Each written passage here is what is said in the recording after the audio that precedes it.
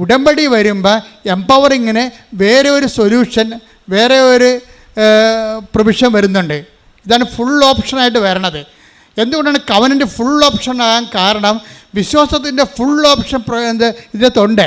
ഒന്ന്, വിശ്വാസം പ്രാർത്ഥിക്കുന്നു, വിശ്വാസം പ്രഖ്യാപിക്കുന്നു, പിന്നെ എന്താണ്? വിശ്വാസം പ്രയോഗിക്കുന്നു. വിശ്വാസ പ്രയോഗങ്ങൾ ഒരു പക്ഷേ സഭയിൽ സാർവജനീനമായിട്ടല്ല. കാരണം വിശ്വാസം പ്രയോഗിക്കണമെങ്കിൽ ആദ്യം വിശ്വാസ പ്രമാണത്തിൽ നമുക്ക് ഒരു ഹൃദയതാളമായിട്ട് മാറണം. ഇത് വിശ്വാസ പ്രമാണം കാറ്റഗറിയിൽ പഠിച്ചതാണ്, കാണാതെ പഠിച്ചതാണ്, എന്നാൽ കാഴ്ചയേക്കാന്ന് പറഞ്ഞാൽ സംഭവം ഏക്കത്തില്ല. വിശ്വാസ പ്രമാണം എന്ന് പറഞ്ഞു കഴിഞ്ഞാൽ ഒരു മനുഷ്യൻ ഏക ദൈവത്തെ ഞാൻ വിശ്വസിക്കുന്നു എന്ന് ചങ്ക കൊണ്ട് പറഞ്ഞ തീരാവുന്ന പ്രശ്നമേ മനുഷ്യനുള്ളൂ. പക്ഷേ അതുപോലെ നീ വിശ്വാസത്തിലേക്ക് വരണം. ചില ആൾക്കാർ വിശ്വാസ പ്രമാണം ചൊല്ലാൻ തുടങ്ങുമ്പോൾ തന്നെ ആക്ടിവേറ്റ് ആകാൻ തുടങ്ങും. വട്ടം കണ്ട് ചൊടിഞ്ഞു പോയ കല്ലുപ്പറമ്പ് വള്ളത്തെ ഞാൻ വിശ്വാസ പ്രമാണം എൻ്റെ ഫിനിഷിംഗ് പോയിന്റ് നിന്നുകൊണ്ട് ഈ ലോകയെ വിട്ട് കൊന്തം പിടിച്ച് ലക്ഷക്കണക്കിന് മനുഷ്യർ വിശ്വാസ പ്രമാണം ചൊല്ലിയിട്ട് ഞാൻ ചാടിച്ചെടുത്തിട്ട് ഒന്നാം സ്ഥാനത്ത് വെച്ചിട്ടുണ്ട്. വിശ്വാസ പ്രമാണമാണ്. എനിക്കറിയാം വിശ്വാസ പ്രമാണം എന്താണെന്ന്. വിശ്വാസ പ്രമാണം എല്ലാവരുടെ കയ്യിലും വിശ്വാസ പ്രമാണം ഉണ്ടേ. പക്ഷേ വിശ്വാസം പറയും നമുക്ക് AK-47 നമ്മുടെ കയ്യിൽ ഉണ്ടോ എന്ന് അതിൻ്റെ കാര്യമില്ല. അത് ആക്ടിവേറ്റ് ചെയ്യാൻ പഠിക്കണം നമ്മൾ. അല്ല തോക്ക് മേടിച്ച് വീട്ടിൽ വെച്ചിട്ട് എന്താ കാണിക്കാനേ? അത് ഇതുപോലെ വിശ്വാസ പ്രമാണം കാറ്റഗറിയിൽ പഠിച്ചിട്ടുണ്ട്, അല്ലെ കൃപാസനം പുസ്തകത്തിന് പഠിച്ചിട്ട് കാര്യമില്ല.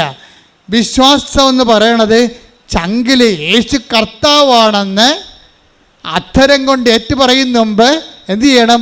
ദൈവം അവനെ മരിച്ചവരെന്ന് ഉയർപ്പിച്ചുവെങ്കിൽ അവൻ്റെ ഉയർപ്പ് വിശ്വസിക്കുന്ന ഞാനും എൻ്റെ ജീവിത പ്രശ്നങ്ങളിൽ നിന്ന് ഉയർത്തെഴുന്നേൽക്കും. യേശു നാമത്തിൽ കൈയടിക്കട്ടെ.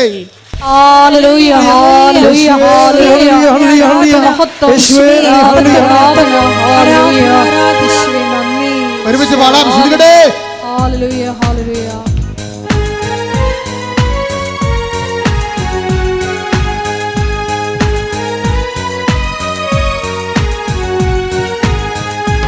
ക്രൂശിൽ കണ്ടു ഞാൻ സ്നേഹത്തെ, ആഴമാർന്ന മഹാത്യാഗത്തെ. ക്രൂശിൽ കണ്ടു ഞാൻ സ്നേഹത്തെ, ആഴമാർന്ന മഹാത്യാഗത്തെ.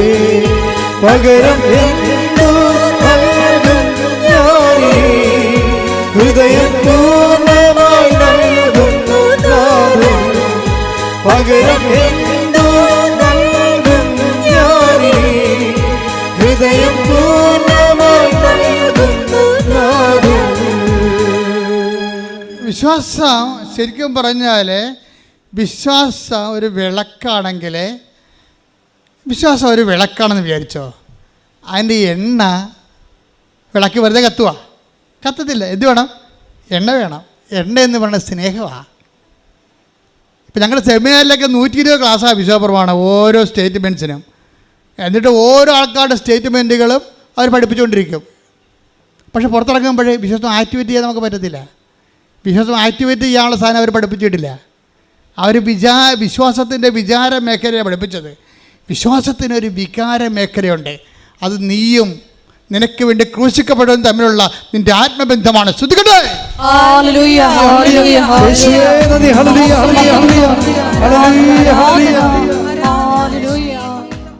വിശ്വാസം എപ്പോഴും നമ്മൾ ശ്രദ്ധിക്കേണ്ടത്, വിശ്വാസം പ്രഖ്യാപിക്കുകയാണ് ചെയ്യണത്. ഈ പ്രാർത്ഥന നമ്മൾക്ക് മുറിയുടെ അകത്തേക്ക് ഇരുന്ന് പ്രാർത്ഥിക്കാൻ പറ്റും. വിശ്വാസം നമുക്ക് മുറിയുടെ അകത്തിരുന്ന് വിശ്വസിച്ചാൽ അത്ര കണ്ട് ഏക്കത്തില്ല. മനസ്സിലായി? വ്യത്യാസമുണ്ട്. വിശ്വാസം പ്രാർത്ഥന നമുക്ക് വേണമെങ്കിൽ മുറിയുടെ അകത്തിരുന്നും പ്രാർത്ഥിച്ചാൽ ദൈവം കേൾക്കും. പക്ഷേ വിശ്വാസം അങ്ങനെയല്ല. വിശ്വാസത്തിന് 10 മനുഷ്യരുടെ സാന്നിധ്യം ഉണ്ടാകണം. മനുഷ്യരുടെ മുമ്പിൽ എന്നെ ഏറ്റു പറയുന്നവനെ സ്വർഗസ്ഥനായ എൻ്റെ പിതാവിൻ്റെ മുമ്പിൽ ഞാനും ഏറ്റു പറയും. ശ്രദ്ധിക്കട്ടെ.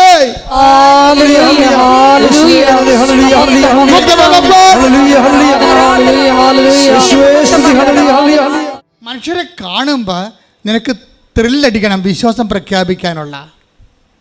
മനസ്സിലായില്ലേ? അത് നമ്മുടെ ആസ്തി ഭദ്രതയായിട്ട് മാറും. ഇപ്പം ഞാൻ തന്നെ നേരത്തെ കല്ലുപ്പറമ്പിനെ കുറിച്ച് പറഞ്ഞില്ലേ, അപ്പോൾ നിങ്ങൾക്കത് മനസ്സിലാകും. ഈ വിശ്വാസം എപ്പോഴും കത്തണത്, നല്ലവണ്ണം കത്തണത് സമൂഹത്തിലാണ് കത്തണത്. ശരിക്കും വീട്ടിൽ ഇരുന്ന് ഒറ്റയ്ക്ക് രഹസ്യമായിട്ട് വിശ്വസിച്ചതുകൊണ്ട് കാര്യമില്ല. വിശ്വസിക്കണത് കർത്താവ് പറഞ്ഞു. Take the blood of God. Mathai 10:32. Mathai 10:32 എന്താണ്? മനുഷ്യരുടെ മുമ്പിൽ പറഞ്ഞേ, മനുഷ്യരുടെ മുൻപിൽ എന്നെ ഏറ്റുപറയുന്നവനെ എന്റെ സ്വർഗസ്ഥനായ പിതാവിന്റെ മുമ്പിൽ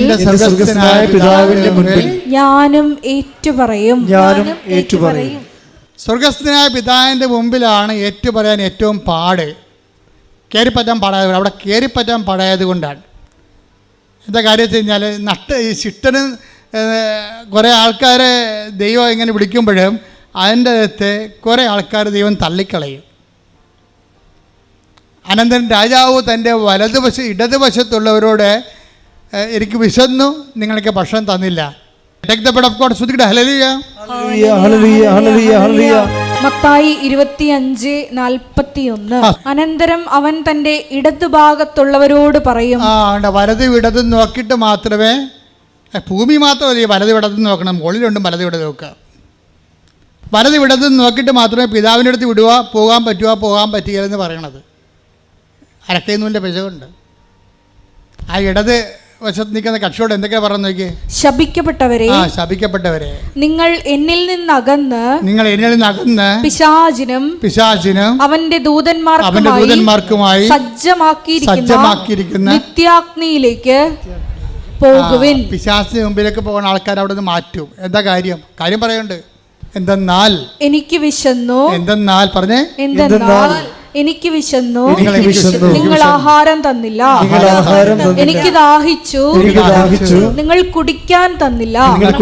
ഞാൻ പരദേശിയായിരുന്നു, നിങ്ങൾ എന്നെ സ്വീകരിച്ചില്ല. ഞാൻ നഗ്നനായിരുന്നു, നിങ്ങൾ എന്നെ ഉടുപ്പിച്ചില്ല.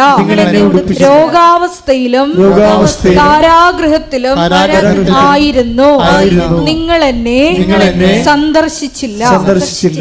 രോഗികളെ സന്ദർശിക്കുക, ജയിലിൽ സന്ദർശിക്കുക, ഭക്ഷണമില്ലാത്ത ഭക്ഷണം കൊടുക്കുക, വസ്തുവില്ലാത്ത ആവശ്യത്തിലിരിക്കുന്നവരെ സഹായിക്കുക.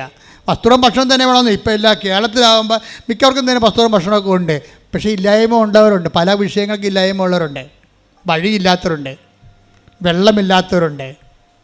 അപ്പോൾ വെള്ളമില്ലാത്തവരും വഴിയില്ലാത്തവർക്കും വഴി ചോദിക്കുമ്പോൾ ഞങ്ങൾ വഴി കൊടുക്കാറ് ഞാൻ ബൈബിളെ പറഞ്ഞിട്ടില്ല. വിശക്കണമെങ്കിൽ ഭക്ഷണം കൊടുക്കാനേ പറഞ്ഞിട്ടുള്ളതെന്ന് പറയും. അപ്പം മോശമില്ലേ, വീട്ടിൽ ഉണ്ടാക്കുന്ന ഭക്ഷണം കുറച്ച് കൊടുത്താൽ മതിയല്ലേ, വഴി കൊടുക്കുമ്പോൾ പൊള്ളും കയ്യേ. അപ്പം എന്ന് വെച്ചാൽ ഇല്ലായ്മക്കാരനെ, നിന്നോട് ആവശ്യപ്പെടുന്ന ആൾക്കാരെ അവരുടെ ആവശ്യം അനുസരിച്ചുകൊണ്ട് സഹായിക്കണമെന്നുള്ളതിൻ്റെ അർത്ഥം മൊത്തം അതാണ് സംഭവം. ഉടമ്പടി ഈ യാത്ര പിതാവിൻ്റെ പക്കലേക്കുള്ള യാത്രയാണ് ഉടമ്പടി. അതുകൊണ്ടാണ് തെസി ചേച്ചി പറഞ്ഞത് കർത്താവിൻ്റെ രണ്ടാമത്തെ വരവിനായി ഒരുക്കുന്ന പുണ്യഭൂമിയിലേക്ക് വരാൻ കഴിഞ്ഞതിൽ നന്ദി പറഞ്ഞു. ശരിയാണത്. എന്താ കാര്യം? അങ്ങനെ പറയാൻ കാരണം എന്താണ്? ഈ പിതാവിൻ്റെ പക്കലേക്കുള്ള വഴിയിൽ കർത്താവ് പറയുന്നുണ്ട് അവിടെ.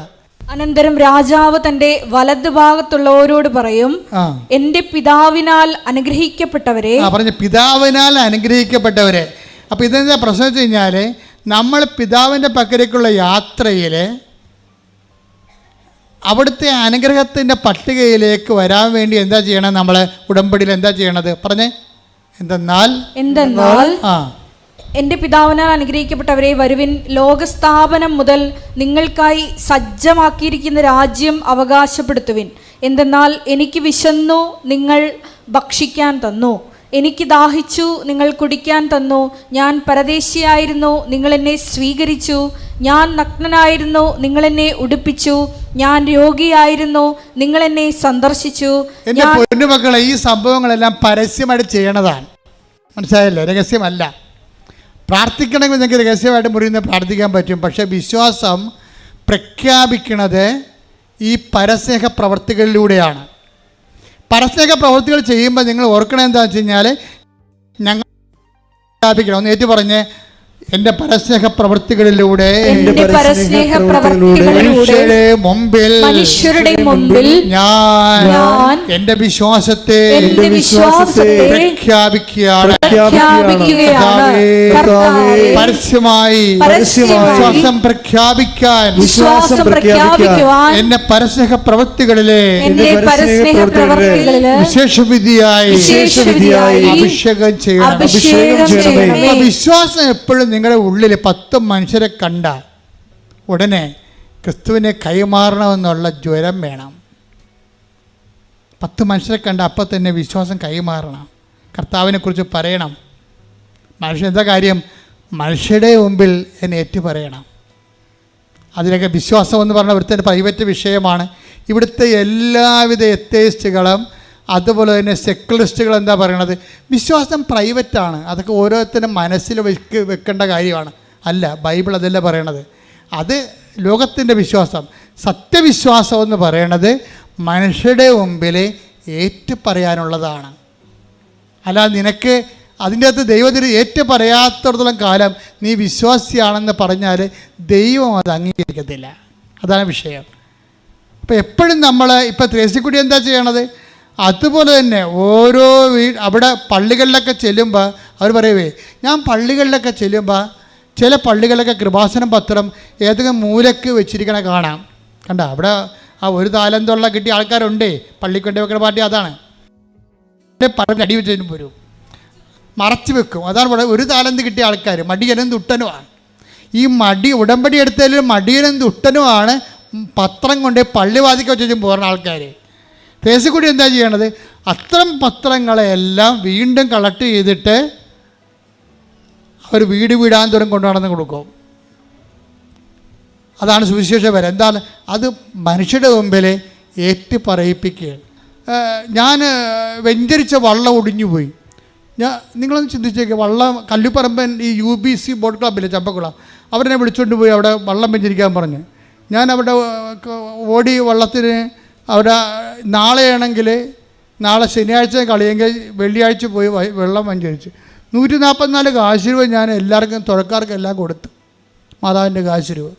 രാത്രി അവരെന്നെ വിളിച്ചു, അച്ഛാ ചതിച്ചെന്ന് പറഞ്ഞു. എന്താ ചതിച്ചെന്ന് പറഞ്ഞു? വള്ളം ഒടിഞ്ഞു പോയെന്ന്. അപ്പം ഞാൻ അന്ന് കൊച്ചച്ഛനാണ്. എനിക്കാണെങ്കിൽ വല്ലാത്ത സങ്കടം. ഞാൻ പള്ളിത്തോട്ടി ഇരിക്കുകയാണ്. ഇവർ ഞാൻ ആലപ്പുഴ അവിടെ നിന്ന് ഇതെല്ലാം കഴിഞ്ഞ് വന്നതേ ഉള്ളൂ.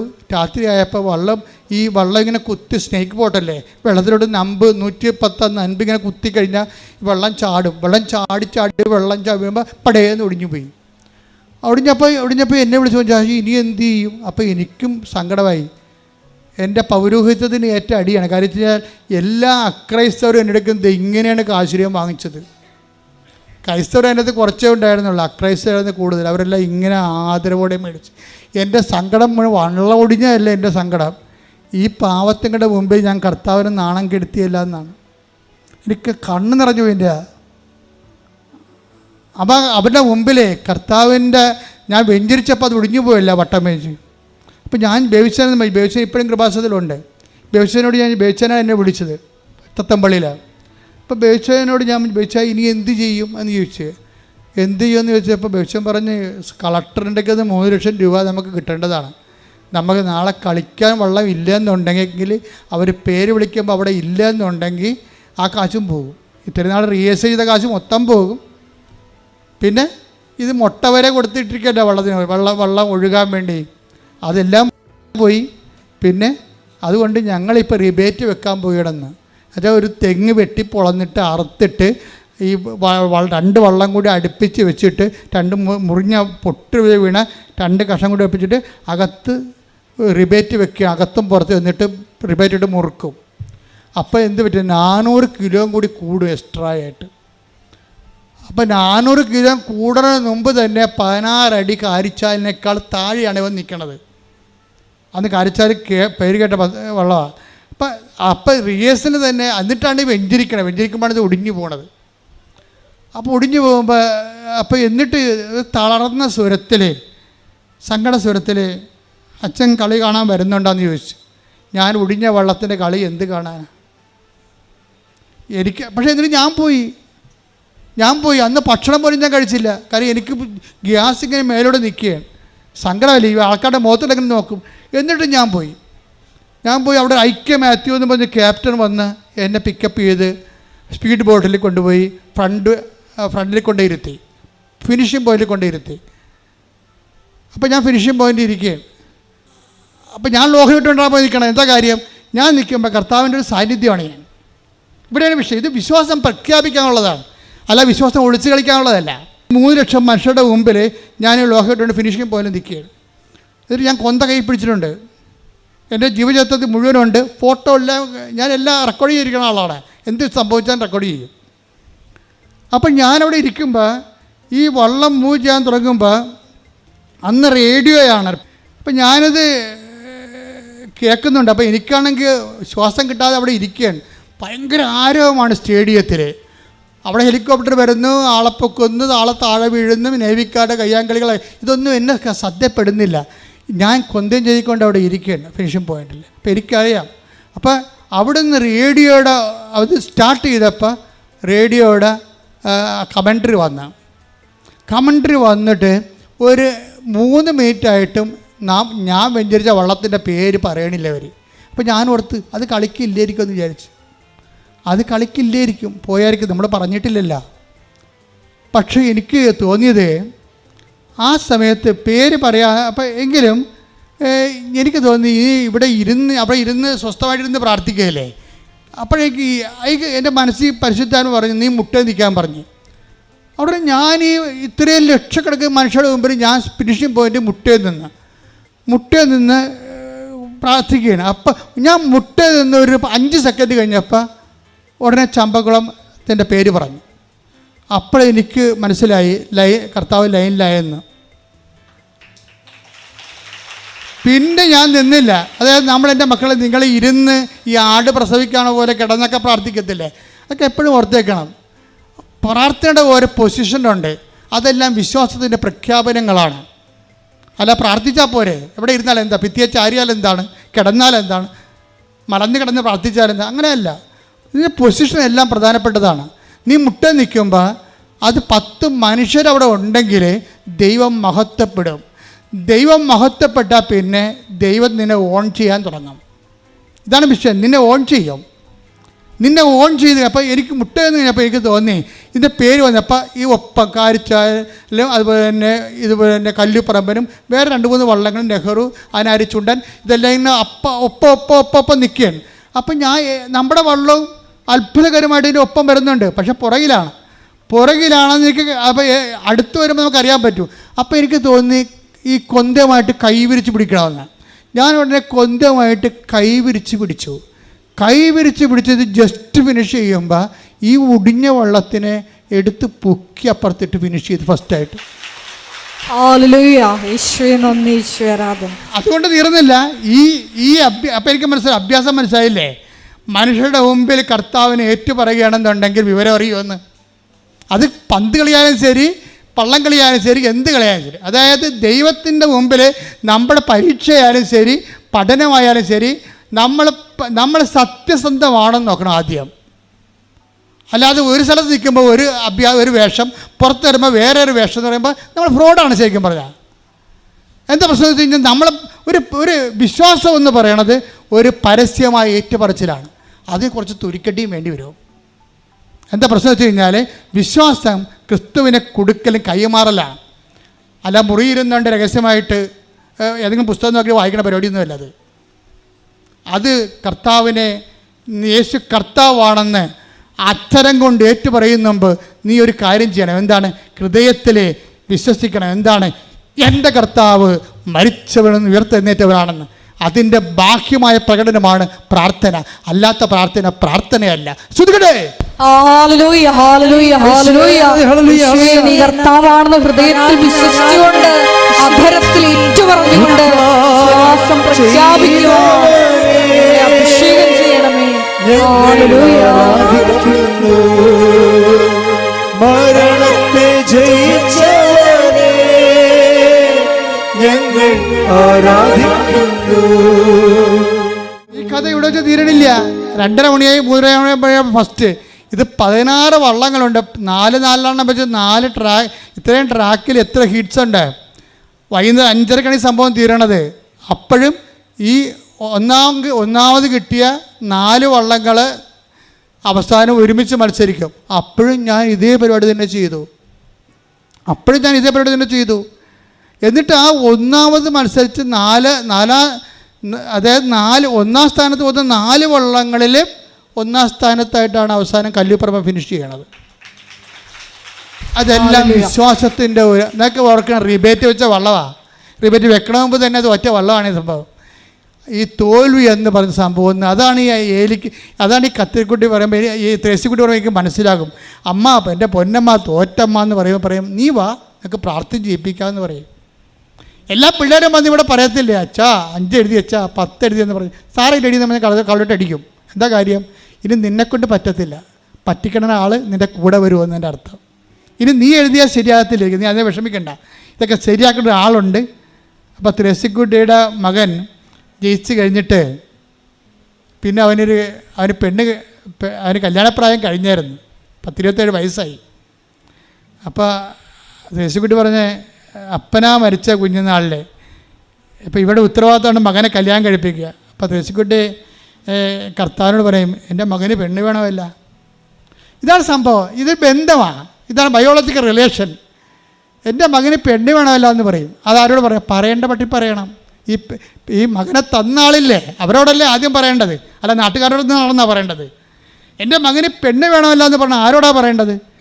ആ മകനെ തന്നാളിൻ്റെ അടുത്ത് പറയണം. അപ്പോൾ അമ്മയും മകനും കൂടി ഒരു ബാംഗ്ലൂരിൽ ഒരു കാറ്ററിങ്ങിന് പോകും. കാറ്ററിങ്ങിന് പോകുന്ന സമയത്ത് അതൊരു ഈ പട്ടാളക്കാരുടെ പ്രോഗ്രാമാണ്. നാവികസേന, അതുപോലെ തന്നെ വേറെ ഈ കരസേന, പിന്നെ എയർഫോഴ്സ് എല്ലാവരും കൂടി ഒരു സമ്മേളനമാണ്. അപ്പോൾ അവിടെ കാറ്ററിങ് കൊടുക്കുന്നതിൻ്റെ HR ഉണ്ട്. HR ഭക്ഷണങ്ങളെല്ലാം ആൾക്കാർ വിളമ്പിക്കഴിഞ്ഞപ്പോൾ HR വന്നിട്ട് സ്റ്റേജിൽ വെച്ച് പറയും, അവർ ലേഡിയാണ് അവർ പറയും, ഈ ഭക്ഷണത്തെക്കുറിച്ചുള്ള നിങ്ങളുടെ അഭിപ്രായങ്ങൾ അറിയിക്കണമെന്ന് പറയും. ഈ ഭക്ഷണത്തെക്കുറിച്ചുള്ള നിങ്ങളുടെ അഭിപ്രായങ്ങൾ അറിയിക്കണമെന്ന് പറഞ്ഞിട്ട് അവിടെ പേരും ഫോൺ നമ്പറും എഴുതിയിടും. ഉടനെ അവളുടെ പേരും ഫോൺ നമ്പറും കുറിച്ചിട്ട് വീട്ടിൽ വന്ന് വെച്ചും വിളിക്കും, എന്നെ കല്യാണം കഴിക്കാൻ തയ്യാറാണെന്ന് ചോദിക്കും. കാര്യം മനസ്സിലായില്ലേ? ഒരു സാധനം നിങ്ങൾ കേൾക്കുമ്പോൾ ഓർക്ക് ഇതെന്ത് കോമഡിയാണെന്ന്. കോമഡി തന്നെ, പക്ഷേ ആ വിഷയം പോണത് എന്താണ്? അവൾ പറഞ്ഞിട്ട് റെഡിയാണെന്ന് പറയും. അവളവിടെ എഴുതിയിട്ടിരിക്കണ എന്താ? ബോർഡ് എഴുതിയിട്ടിരിക്കണ എന്താണ്? നിങ്ങളുടെ ഈ ഭക്ഷണത്തെക്കുറിച്ചുള്ള അഭിപ്രായങ്ങൾ HR ആയ എന്നെ അറിയിക്കണം. ഫോൺ നമ്പരും പേരും എഴുതും. അവൻ ആ പേരും ഫോൺ നമ്പരോട് കുറിച്ചിട്ട് വീട്ടിൽ വന്ന് വെച്ചും ആ ഫോൺ നമ്പർ വിളിച്ചിട്ട് പറയുകയും എൻ്റെ ബയോഡേറ്റ ഇതാണ്, നിങ്ങളെ അൺമാരീഡ് അല്ലെങ്കിൽ നിങ്ങളെ മാരേജ് ചെയ്യാൻ എനിക്കിഷ്ടമാണ്, നിങ്ങൾക്ക് ഇഷ്ടമാണോ അല്ലെന്ന് പറയണമെന്ന് പറയും. ഉടനെ അവൾ ബയോഡേറ്റ നോക്കി ഞാൻ പറയും, എനിക്കിഷ്ടമാണ്, എനിക്ക് കുഴപ്പമില്ലെന്ന് പറയും. അപ്പോൾ അമ്മായിയമ്മ ഈ ത്രേസിക്കുട്ടി, എൻ്റെ മകൻ്റെ കല്യാണപ്രായമായി, അവനെ കെട്ടിക്കേണ്ട ഈശോ എന്ന് ചോദിക്കുമ്പോൾ അതിന് റെഡിയാണ് അതിന് മറുപടി പറയാം ഈശോ. അതാണ് ജൈവബന്ധം എന്ന് പറയണത്. ഉടമ്പടി എങ്ങോട്ട് പോകണമെന്നൊക്കെ ഒരു പിടിയില്ല, അത്രയ്ക്ക് ഇടിവെട്ട് പോകാൻ പോണത്. എല്ലാം നിനക്ക് തുറന്ന്, എല്ലാം നിനക്ക് ആരോടും പറയാനേക്കാൾ സ്വകാര്യമായിട്ടും സുരക്ഷിതമായിട്ടും നിനക്ക് സംസാരിക്കാൻ വേണ്ടി നിന്റെ ദൈവം നിന്റെ കൂടെ. കൈയടിക്കട്ടെ ശ്രുതികളല്ലേ.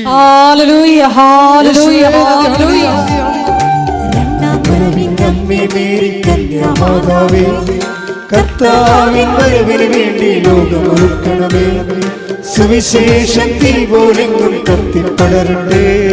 കർത്താവിനെ ഇനി എല്ലാവരും രക്ഷകനും നാഥനുമായി ഘോഷിക്കട്ടെ. കർത്താവിനെ ഇനി എല്ലാവരും രക്ഷകനും നാഥനുമായി ഘോഷിക്കട്ടെ.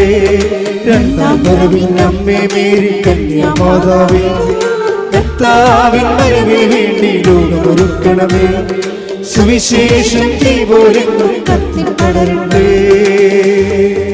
പരിശുദ്ധ പരമ ദിവ്യകാരുണ്യത്തിന് ആരാധനയും സ്തുതിയും പുകഴ്ചയും ഉണ്ടായിരിക്കട്ടെ. പരിശുദ്ധ പരമ ദിവ്യകാരുണ്യത്തിന് ആരാധനയും സ്തുതിയും പുകഴ്ചയും ഉണ്ടായിരിക്കട്ടെ. പരിശുദ്ധ പരമ ദിവ്യകാരുണ്യത്തിന് ആരാധനയും സ്തുതിയും പുകഴ്ചയും ഉണ്ടായിരിക്കട്ടെ.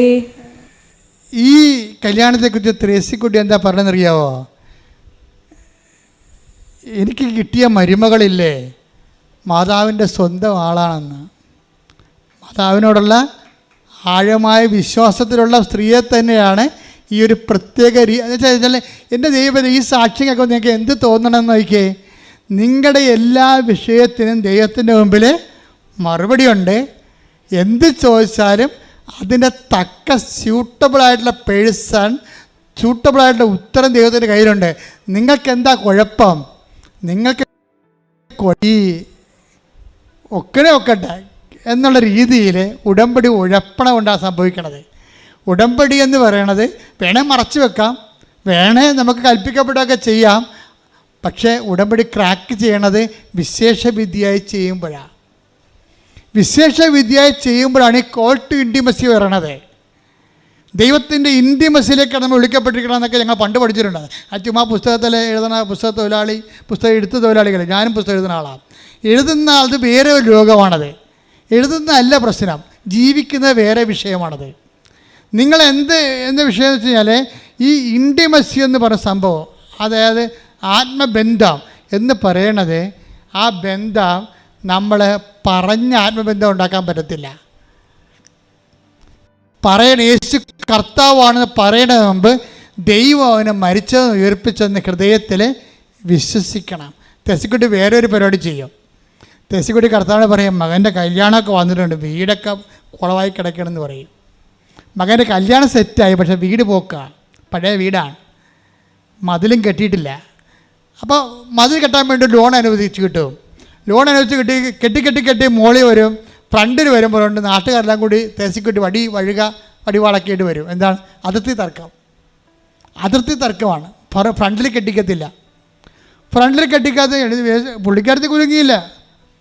ആൾക്കാരെല്ലാം കൂടി 21 പേർ കൂടി ചെയ്ത് മാസ് പെറ്റീഷൻ എഴുതിക്കൊണ്ട് പഞ്ചായത്തിലും മുനിസിപ്പാലിറ്റിയിലും കൊടുത്ത് തെസിക്കുട്ടി ആ പെറ്റീഷൻ കൊണ്ട് ആൾക്കാർ പോയി. എന്താ ചെയ്ത്? ഇവർ ഉടമ്പടി ഉപ്പ് കൊണ്ടുപോയി അവിടെ മുഴുവനും വിശ്വാസപ്രമാണം ചെല്ലി തളിച്ച് അതിർത്തെ. ഇവിടെ ഉപ്പ് തളിച്ചുള്ള ഗുണം എന്താ? ഇനി എനിക്ക് ഭർത്താവ് മരിച്ച ആളാണ്, എൻ്റെ ഒരു ആമകനാണ് ഉള്ളത്,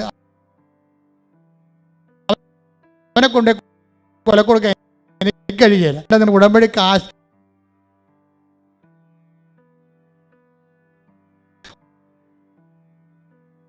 ഒരു വാനം പെട്ടി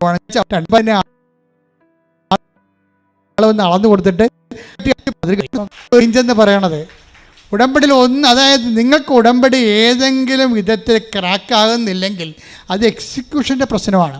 നിങ്ങളത് പ്രയോഗിച്ചിരിക്കുന്ന രീതി വന്നിരിക്കുന്നതാണോ?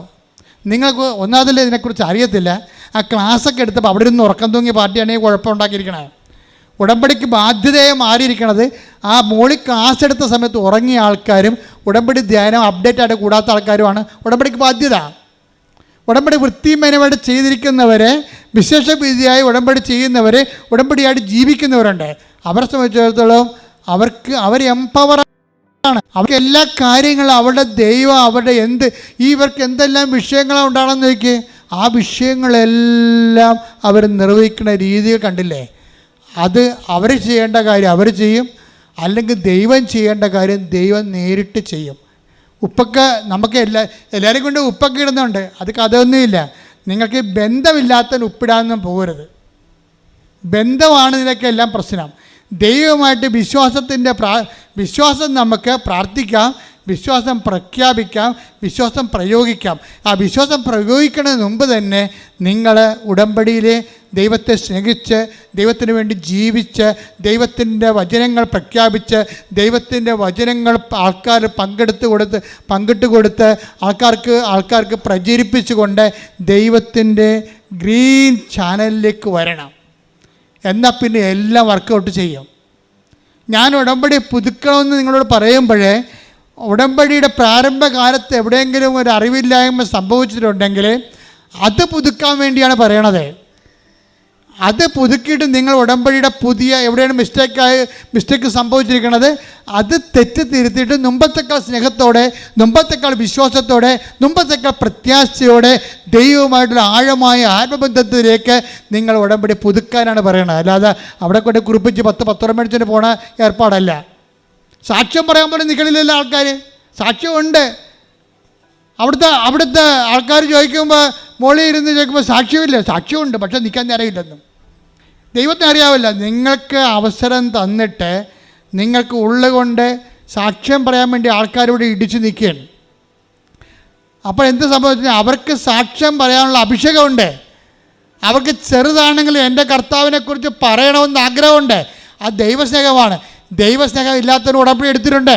അവരോട് സാക്ഷ്യം പറയാൻ പോകുമ്പോൾ പറയും വണ്ടിക്കാർ വിളിക്കണം എന്ന് പറയും. എന്താ കാര്യം? ദൈവത്തിനെ പറ്റിച്ചു പോവുകയാണ്. എന്താ കാര്യം? അവന് ദൈവം അനുഗ്രഹിച്ചതാണ്, അവളെ ദൈവം അനുഗ്രഹിച്ചതാണ്. അവൾക്ക് ദൈവത്തെക്കാൾ പ്രാധാന്യം, സാക്ഷ്യം ദൈവത്തിൽ പരിവർത്തന പ്രാധാന്യം വേറെ ആരോ ആണ്, വേറെ എന്തോ ആണ്. എന്നാൽ എനിക്കൊന്നും പറയാനില്ല. പറയാനുള്ളവർ പറയേണ്ട സമയത്ത് കർത്താവ് പറയേണ്ട പോലെ പറഞ്ഞോളൂ. Praise the Lord. ശ്രദ്ധിക്കട്ടെ. Hallelujah, hallelujah, hallelujah. അസാധ്യമായി എനിക്കൊന്നുമില്ല, എന്നെ ശക്തനാക്കുന്നവൻ മുഖാന്തിരം. അസാധ്യമായി എനിക്കൊന്നുമില്ല, എന്നെ ശക്തനാക്കുന്നവൻ മുഖാന്തരം. ബുദ്ധിഗതീതമാമത്ഭുതങ്ങളാൽ എൻ്റെ ദൈവം എന്നെ നടത്തുന്നു. ബുദ്ധിഗതീതമാമത്ഭുതങ്ങളാൽ എൻ്റെ ദൈവം എന്നെ നടത്തുന്നു. സാധ്യമേ, എല്ലാം സാധ്യമേ, എന്നേശുവൻ കൂടെയുള്ളതാ. സാധ്യമേ, എല്ലാം സാധ്യമേ, എന്നേശുവൻ കൂടെയുള്ളതാ. അസാധ്യമായി എനിക്കൊന്നുമില്ല, എന്നെ ശക്തനാക്കുന്നവൻ മുഖാന്തിരം. അസാധ്യമായി എനിക്കൊന്നുമില്ല, എന്നെ ശക്തനാക്കുന്നവൻ മുഖാന്തിരം. ബുദ്ധിഗതീതമാമത്തിൽ ഭുതങ്ങളാൽ എൻ്റെ ദൈവം എന്നെ നടത്തുന്നു. ബുദ്ധിഗതീതമാമത്തിൽ ഭുതങ്ങളാൽ എൻ്റെ ദൈവം എന്നെ നടത്തുന്നു. ഉയർത്തി